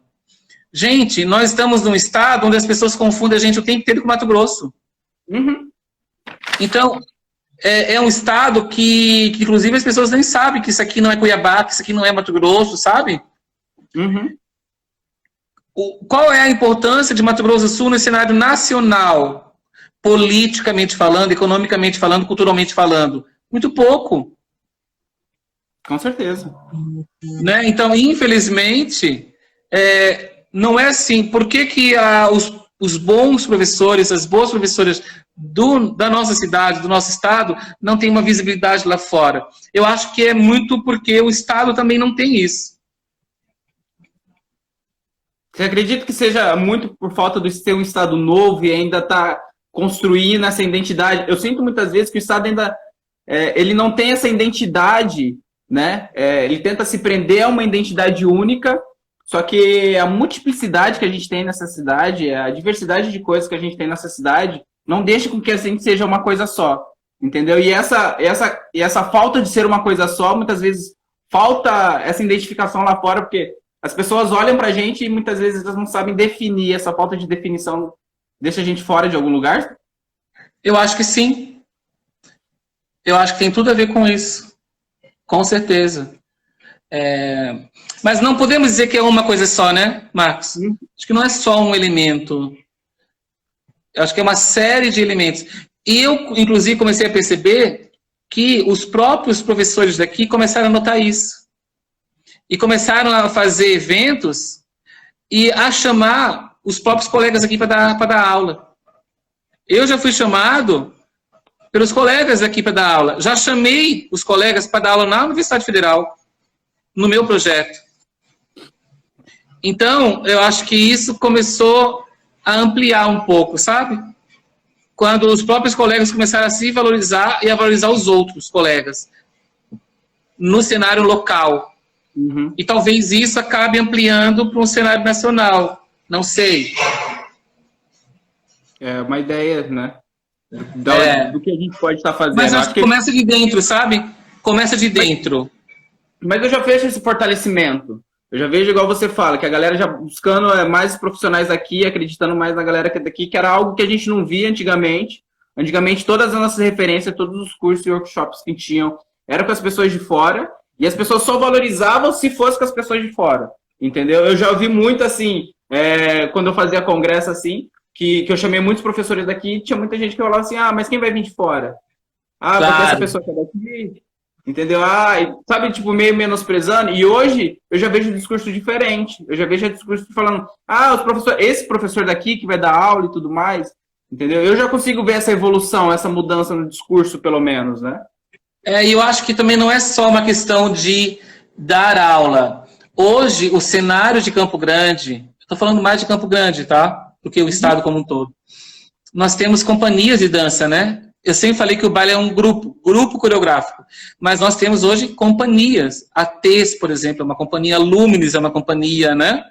Então, eu sei que o Rafael Mesquita tem uma companhia também, Ciapar. Enfim, existem companhias de dança que treinam e que lançam espetáculos e bons espetáculos para a gente. Então, eu acho que isso tudo fortalece a cena de Campo Grande, porque essas pessoas começam a dançar as outras linguagens, os outros profissionais de dança acabam olhando para a gente como protagonistas também. Não são só a dança salão que se olha para dentro do seu umbigo. A gente também precisa conversar com as outras áreas de dança da cidade. Então, quando a gente falar que o Ariel estava aqui, não sei se ainda está, é muito relevante, porque ele não está olhando só para danças urbanas, sabe? Então, é um pouco isso. Eu acho que não é à toa que hoje eu sou o conselheiro de dança no Conselho Estadual de Políticas Culturais do Estado. E eu fui escolhido pelos pares, né? E sou da dança de salão. Então, eu acho que é isso, né? O Ariel tá aí. Então, sabe, a dança de salão hoje, no estado, em Campo Grande, tem uma força muito relevante.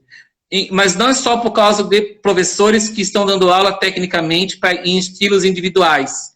É isso, mas também companhias de dança com espetáculos primorosos, são profissionais que atuam de forma politizada pela luta dos seus direitos, da classe como um todo, artística, enfim, eu acho que isso tudo começa a mudar o cenário de como é que a dança salão é vista internamente e também para fora.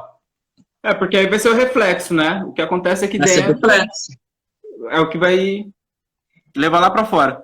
Marcelo, tem uma perguntinha aqui lá em cima da Carla. Deixa eu puxar aqui a perguntinha dela aqui, ó. Deixa eu só achar aqui. A Carla fez uma pergunta lá em cima. Ela tá ainda aí, a Carla? Acredito que esteja sim. Se ela não tiver, ó. Marcelo. Opa. Por que você acha que as mulheres não tinham e ainda não têm tanta visibilidade ou não são tão colocadas como referência até hoje? E aí ela estava falando dentro da cena da dança de salão, né? Isso é tão complexo. Ah, ela tá aí, ó, maravilhosa. Carlinha e demais mulheres. Eu acho que passa por uma série de coisas. Por exemplo, quando eu estou lá no meu projeto, eu vou falar primeiro do meu projeto, sabe? Uhum. Eu não vou tirar o meu lugar de homem da minha fala.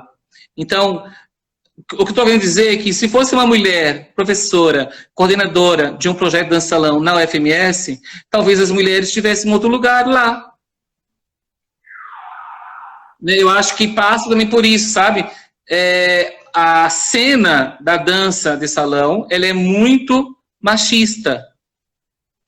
E as mulheres, infelizmente, até hoje, não são uma grande maioria de referência em Campo Grande e nem no cenário nacional. Quando a gente começa a pensar aqui, quais são as mulheres referências na cidade? Que dão aula sozinhas, que tem uma academia, que tem um grupo, entende? Temos. Não vou nomear porque a gente acaba esquecendo, né? Se eu falar aqui da Cássia, por exemplo, que é uma diretora junto, né, de uma companhia, que para mim é uma ótima professora. Ou a Michele, que eu sei que teve com você aqui, eu entrei um pouquinho na live dela. Tem a Mônica, que está tanto tempo. A Mônica e a Gisele, a Mari, né? Enfim, mulheres a gente tem várias. Eu vou aqui, não vou acabar esquecendo de falar algum nome de uma mulher e vou levar porrada depois, né? O que eu acho importante é a gente questionar isso, e mais do que questionar. Então, quando eu digo, se eu fosse mulher e tivesse num projeto da universidade, talvez as mulheres encontrariam outro lugar ali. Mas eu, como homem, questiono os outros homens e as mulheres no lugar que elas têm no projeto, porque muitas vezes os próprios homens não se veem como dominadores das mulheres. Mas eles, por exemplo, explicam tudo na aula, falam tudo, silenciam as mulheres. E eu, como coordenador, fico tensionando e questionando isso deles. E as mulheres também, muitas vezes, elas são silenciadas e nem se percebem silenciadas.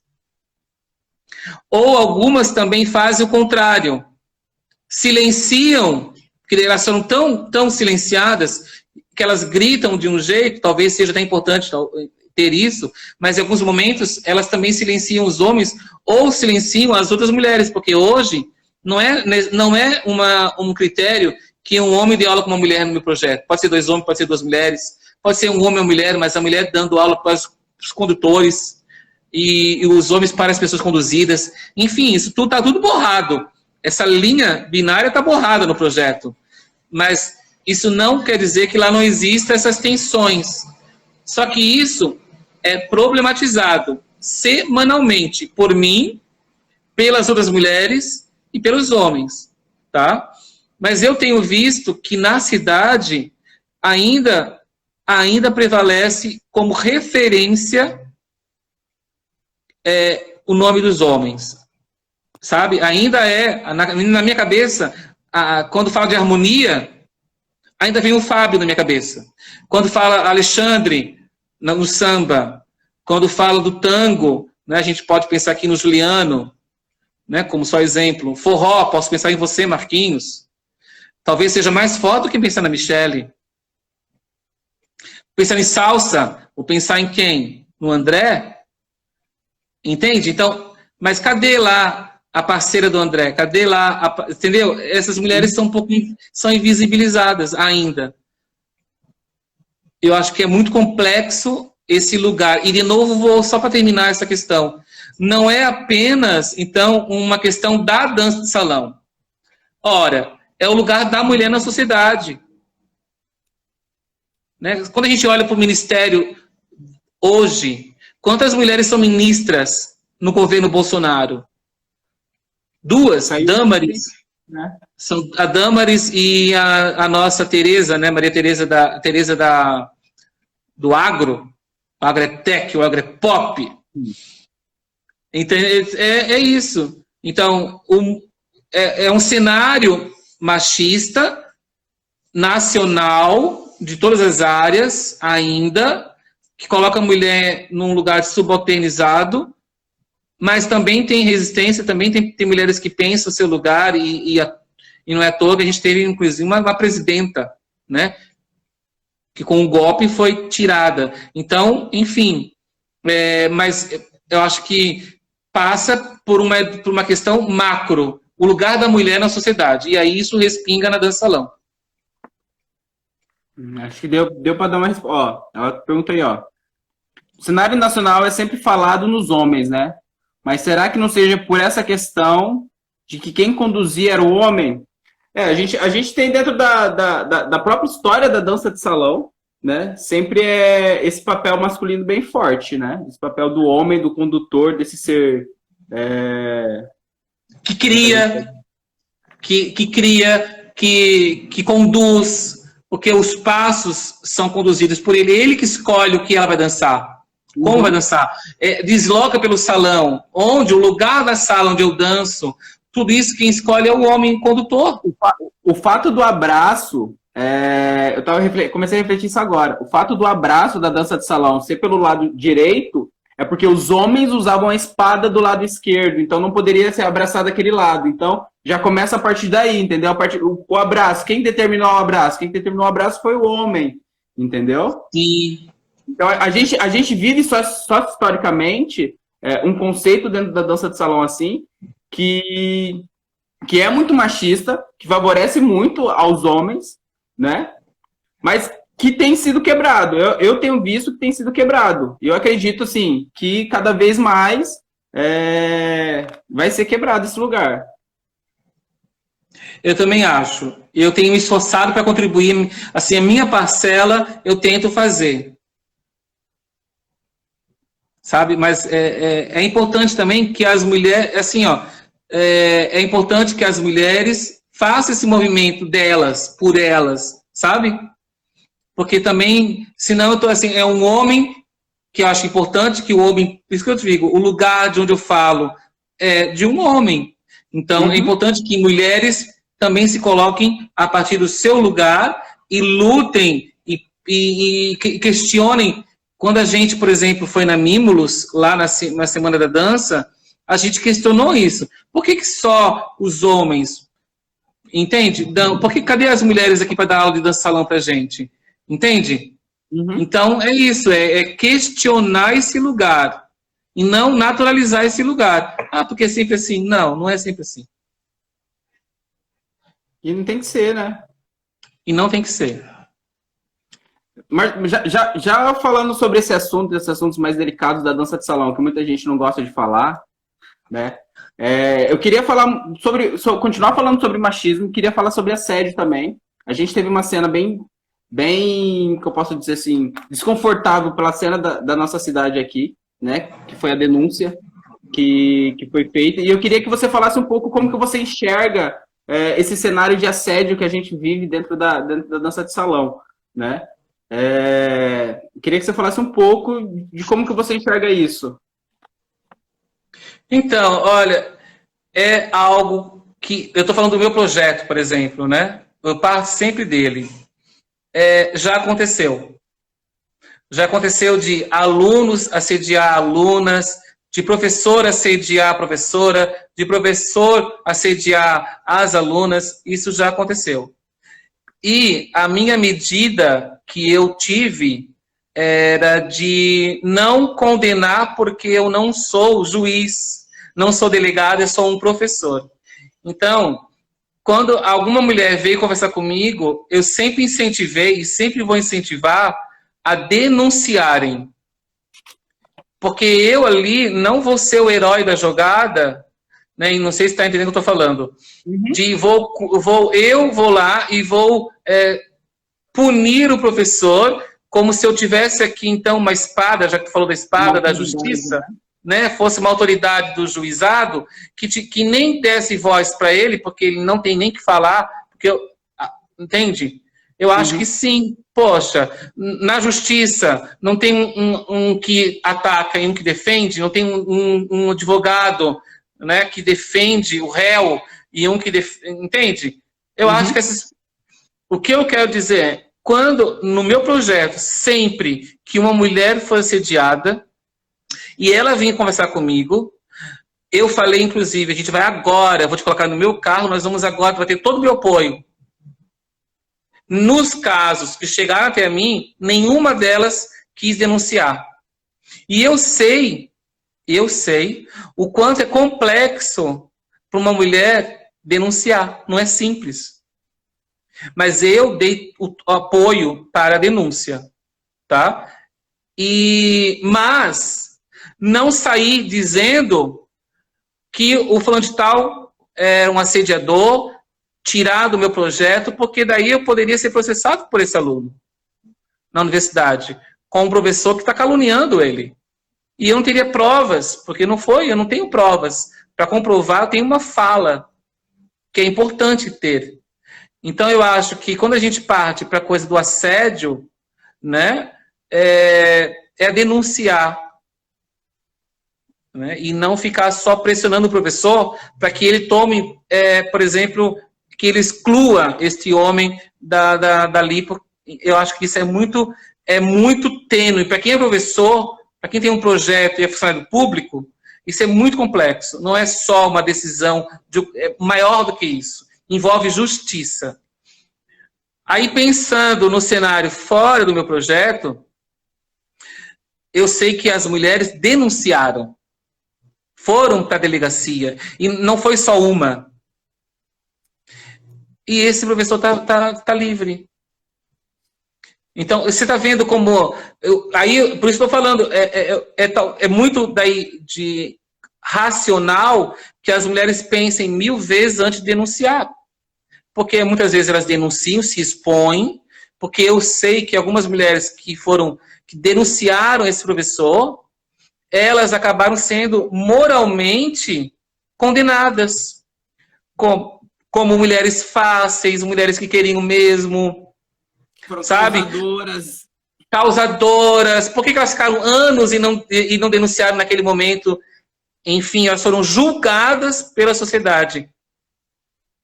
Mas uma coisa eu posso também comentar. Esse professor, no caso, eu acho que ele estava numa ascensão profissional. Pela própria dança que ele tinha, pelo espaço na cidade que ele tinha, ele tinha um lugar de destaque no cenário da cidade. Inegável. Pela sua própria dança, pelo grupo de dança que ele tinha. Era forte. E ele perdeu isso. Então, eu acho que ele pode não estar preso, mas o prestígio, a fama, dentro do cenário local, isso foi borrado. Isso foi manchado e está no imaginário da representação social de todos nós. Eu só tenho receio, Marcelo, da gente cair e de velar as coisas, entende? E eu acho que a dança de salão, ela tem esse histórico de ver as coisas acontecendo e velar, entendeu? E velando, daqui a pouco, não duvido que ele volte aí e a galera, tipo assim, finge muitas vezes que nada aconteceu. Ou então realmente coloca a culpa nas próprias pessoas que denunciaram, né? E aí ele sair livre aí como se nada tivesse acontecido, como um bambambam, né? Verdade, concordo plenamente. Por isso que eu trago esses assuntos para discussão, que é justamente para a gente não esquecer das coisas que já aconteceram, que eu acho que fez parte da história, a gente tem que assumir, e é uma forma da gente relembrar. Eu acho que relembrando a gente começa a ter reflexões até do nosso próprio papel, e eu acho que acaba fortalecendo a própria cena, né? Sim, Com certeza.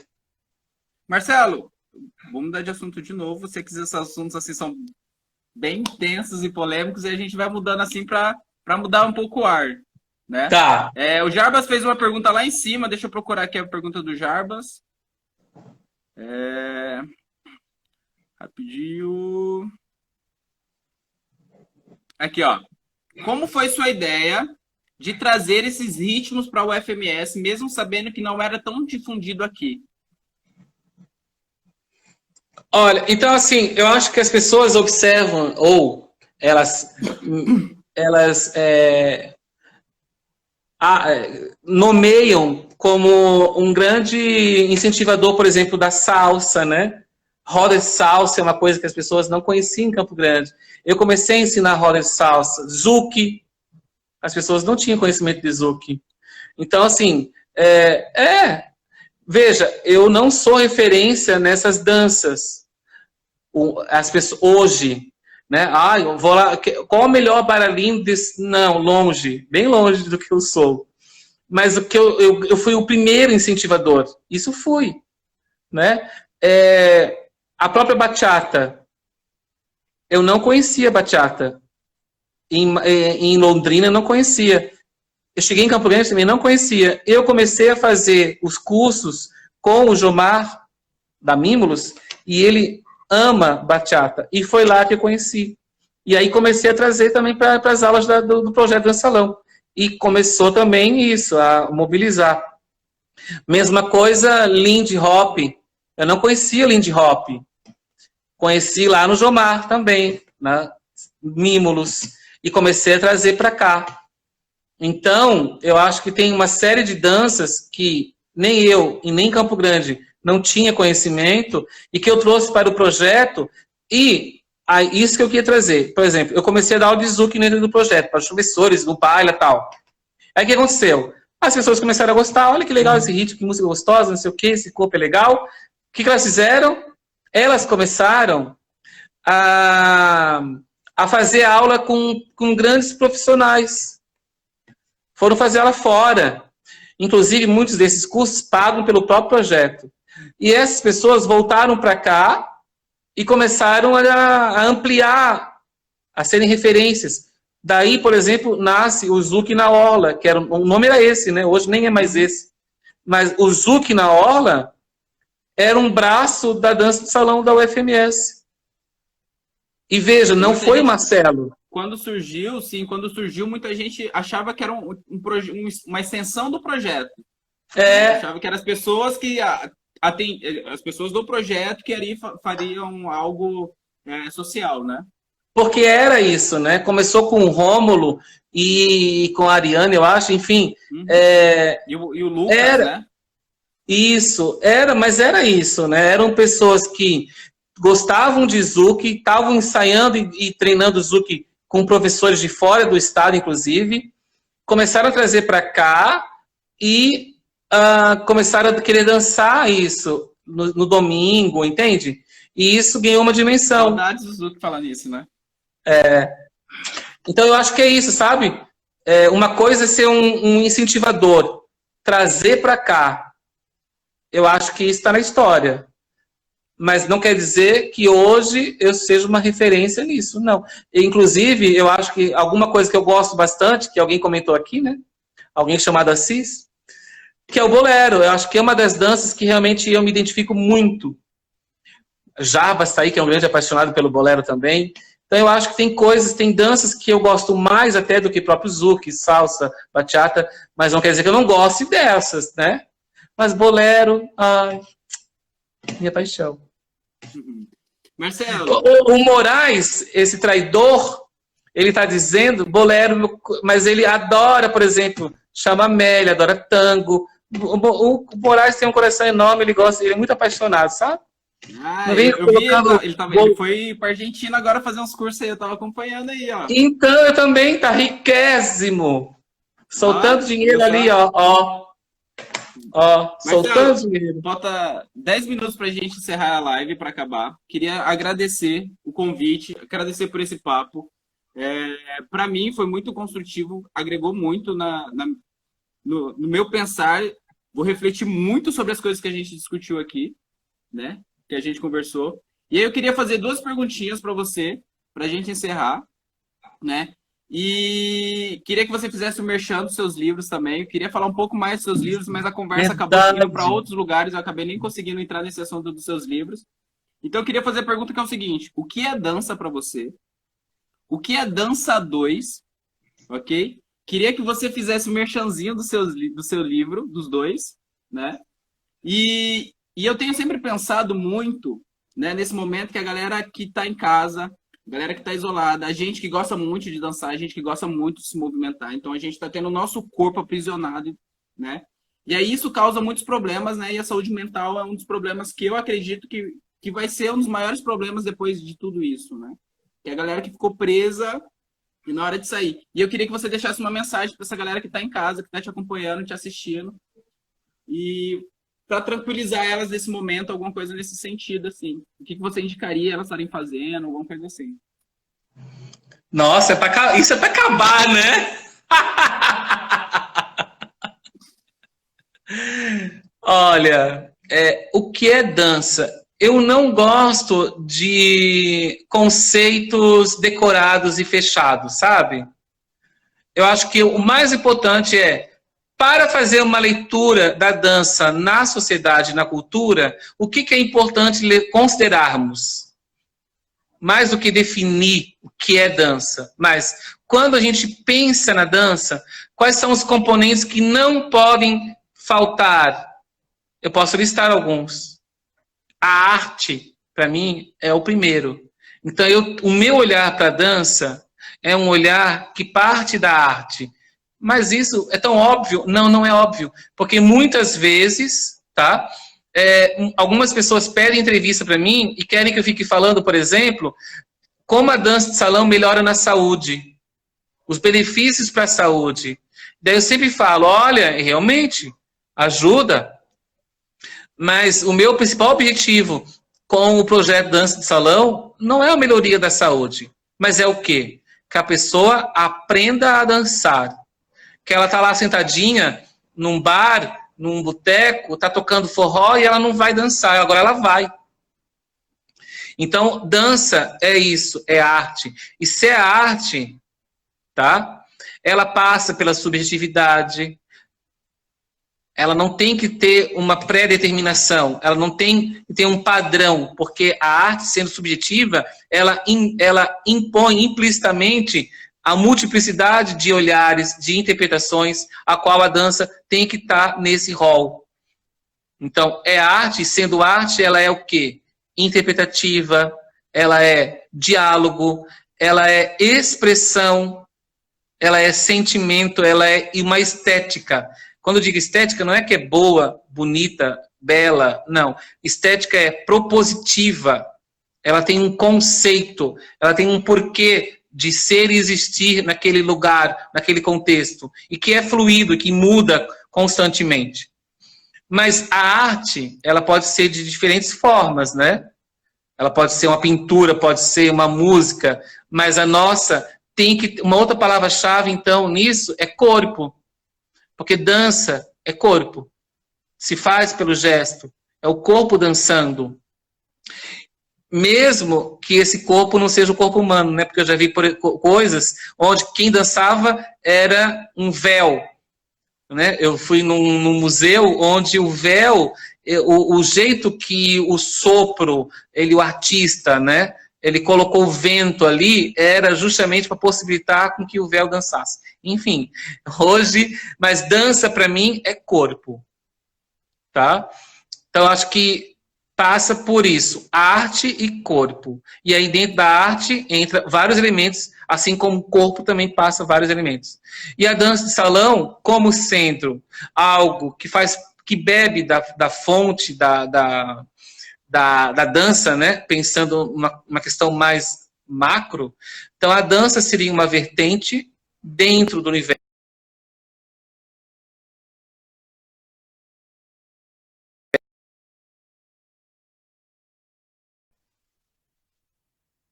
Ah, tá. Então, a dança de salão, eu vou chamar de dança de salão, porque é a origem de uma dança dançada por um homem e por uma mulher, dentro de um padrão de música, dentro de um padrão de passos, dentro de um padrão de rotinas de salão, etiquetas e comportamentos, e que foi importante num cenário, inclusive até atual, que muita gente bebe. Mas tem pessoas, como eu digo que a dança é sempre fluida, dinâmica e que possibilita uma crítica social ao lugar do homem, da mulher na sociedade, a dança passa por isso também. A dança salão também está nisso. E aí ela pensa, inclusive, o seu próprio nome, né? Ela se nomeia Dança 2 quando ela quer ampliar para além dos estereótipos binários de homem, mulher, condutor, conduzido, dama, cavalheiro, dançar um ritmo, e eu tenho que dançar um samba porque a música é samba. Hoje a gente dança samba em músicas que não são samba. Músicas que são samba, se dança outra coisa, que não é a dança samba. Então a dança 2 permite romper com todas essas possibilidades, inclusive de gênero, de sexualidade, de técnicas, né? Então eu gosto muito. E sobre a Covid, eu acho que é a última coisa, né? Na verdade, eu tinha falado para você fazer um merchanzinho dos seus livros, né? Os livros. Eu tenho 2 livros escritos coletivamente, tá? O primeiro deles é Dança de Salão, investigando diferentes temáticas, que não é esse, é o segundo. Ah, tá. Cadê o primeiro? O primeiro não está aqui. O meu primeiro está no estudo com a Amanda. A gente tem aquele projeto que a gente ainda está e está com ela. Tá. Mas ele está sendo utilizado. Esse primeiro, ele foi uma compilação de pesquisas de vários alunos que passaram comigo pelo TCC e que eu peguei os trabalhos de conclusão de curso deles, repaginamos e escrevemos em forma de um livro. Inclusive, quem quiser fazer mestrado comigo, como orientador, eu oriento no programa de mestrado em estudos culturais, né? Aqui da UANA, UFMS. Então, enfim, entra no site da UFMS, mestrados em estudos culturais aqui da UANA, lá tem um pouquinho das linhas e etc, tá? Para continuar estudando danças, ou dança de salão, ou gênero, sexualidade, né? No mestrado estamos aí, mexendo também. O segundo livro foi esse aí que tu está mostrando, que é Dança Salão na Perspectiva da Abordagem Crítico-Emancipatória, né? Foi escrito por mim e pela Paulinha, que inclusive estava aí hoje. Estava aí, eu vi também. E é uma professora que trabalha em Três Lagoas, no instituto lá, inclusive como dança de salão. E a gente trabalhou a ideia de uma abordagem não tradicional de ensino da dança, justamente por entender que a dança tem essa criticidade, essa autonomia, essa construção de um sujeito que está diferente no mundo, né? É esse livro aí. E o tempo da Covid, sabe, eu posso falar de mim. Eu acho que é a minha experiência, a forma como eu estou vendo, que eu acho que cada um tem a sua, né? Eu tive uma experiência no começo muito traumática. Por quê? Porque eu estava com uma infecção na perna, com um acidente que eu tive, inclusive o médico falou que eu corri o risco de perder a perna, de ser amputada, é uma coisa bem chata, e ele tinha que me operar. Só que os hospitais já não estavam mais operando por causa da pandemia, e eu consegui ser operado. E a minha operação foi rápida, a operação foi rápida, a recuperação foi super boa. Ainda estou tomando remédio, estou usando agora aquela meia de compressão, enfim. Mas a minha recuperação está sendo super boa. Mas pensa, quando tu já está numa pandemia, que você faz uma cirurgia, já pira 2 vezes a cabeça. Uhum. Você mora sozinho, toda a sua família do sul, você pira mais ainda, porque aqui, ó, querido, eu não posso sair muito de casa.